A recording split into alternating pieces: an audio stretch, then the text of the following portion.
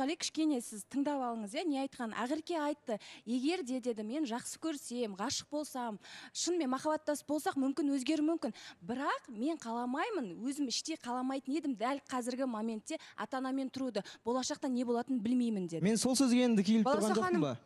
Жігіттер өздері мынандай талаптар қояды, менің қызым 18 жасар қыз болсын, тұрмыста болмаған болсын, маған ауыр сөйлемейтін қыз болсын, мен айтқанымды істейтін қыз болсын, білмеймін, ештеңе сұрамайтын, изменаға басқасына көз жұматын қыз болсын дейді да, ал қыздар бір-екі талап айтып қалады ма, ол нәрсеге сендер қарсы екенсіңдер.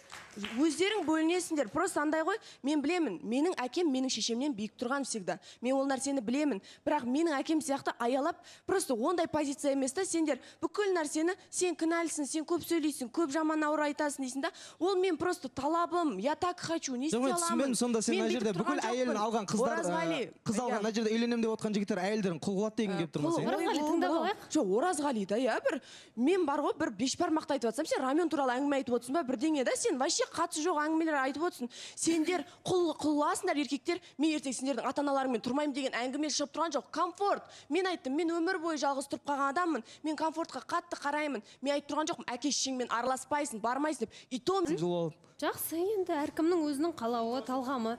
Бауыржан, сізде міндетті ме еді бірге тұру деген тақырып мысалы? Жоқ, бұл жерде жауап беріп кетті, хотя бы деп. Соны сызық қояйын, хотя бы деп. Ол 100% мен тұрмаймын деп жауап берген жоқ қой. Хотя бының астында Баласа ханым, сұрақ. Жоқ, жалпы алдағы өміріңізде жоспар бойынша. Мен солай ойлаймын, өзім солай ойлаймын. Бөлек тұрамын деп ойлайсыз ба? Жоқ, бірге тұрамын деп ойлаймын. Сіз бірге тұрамын деп ойлайсыз? Иә, ата-анаммен бірге. Баласа ханым. Жақсы, шымылдықты ашамыз ба? ашайықшы, сөйтейікші. Айсұлу, сұрағыңыз шымылдық ашылғаннан кейін қоясыз, шымылдық ашылсын.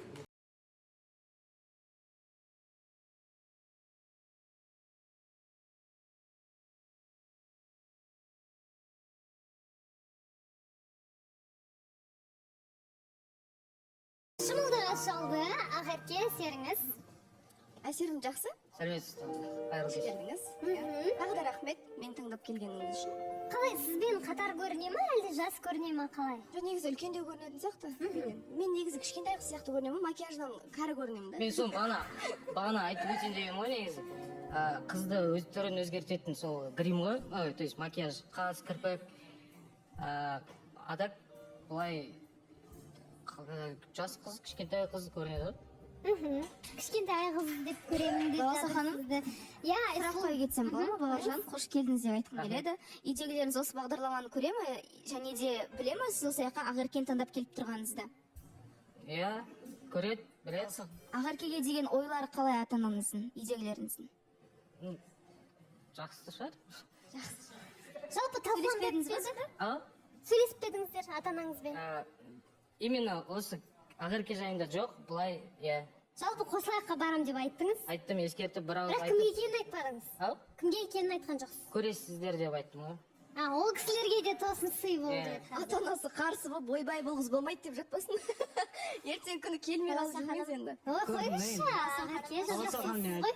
Зарина, негізі Ақеркеге айтамын да, қараш, Ақерке сен таңдап келіп отырған жігіт, мына жақта жігіттер не айтып жатыр, не деп жатыр, мән бермейді да, сен алдында өзің пікір айттың ғой, айтсаңдар жеке менің өзіме айтыңдар деп ше, айтты, айта берсін, бірақ сенің талабыңдағы жігіт елдің өсегіне жамандағаны емес, тікелей сенің өзіңе ғана сенетін жігіт болады да, сол себепті қатты көңілдерге алмақ қою керек сияқты, себебі менің өзімде